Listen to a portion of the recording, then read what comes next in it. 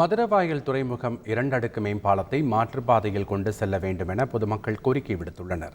சென்னை அமைந்தி கரை பகுதியில் இது தொடர்பாக பொதுமக்கள் தர்ணா போராட்டத்தில் ஈடுபட்டனர். சம்பவ இடத்திற்கு வந்த வட்டாட்சியர் உரிய நடவடிக்கை எடுப்பதாக கூறியதாக பொதுமக்கள் தெரிவித்தனர். 5 தலைமுறையாக இப்பகுதியில் வசிக்கும் நிலையில் ஆற்றங்கரையோரமாக பாலத்தை கொண்டு செல்ல வேண்டும் என தெரிவித்தனர். தாசில்தார் அம்மா வந்து எங்களை பார்த்தாங்க. பார்த்துட்டு நீங்கள் பெட்டிஷன் கொடுங்க, உங்களுக்கு என்ன பண்ண முடியும் பண்ணுறேன்னு சொல்லியிருக்கிறாங்க.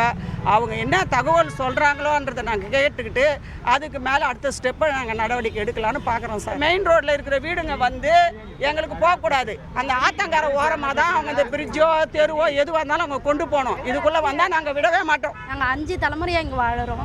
எங்கள் குழந்தைங்களை கூட்டிகிட்டு நாங்கள் எங்கே போகிறது? எங்கள் வீடு எங்களுக்கு வேணும், அவங்க கொடுக்குற இடம் வீடு எங்களுக்கு வேணாம்.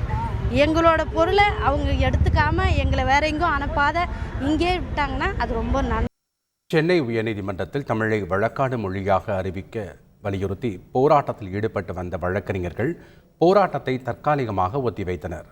சென்னை எழும்பூர் ராஜரத்னம் அரங்கம் எதிரே 8 நாட்களாக சட்டக்கல்லூரி மாணவர்கள் வழக்கறிஞர்கள் தொடர் உண்ணாவிரத போராட்டத்தில் ஈடுபட்டு வந்தனர். இவர்களை தமிழக சட்டத்துறை அமைச்சர் ரகுபதி சந்தித்து பேச்சுவார்த்தை நடத்தியதை தொடர்ந்து வழக்கறிஞர்கள் போராட்டத்தை தற்காலிகமாக ஒத்திவைத்தனர்.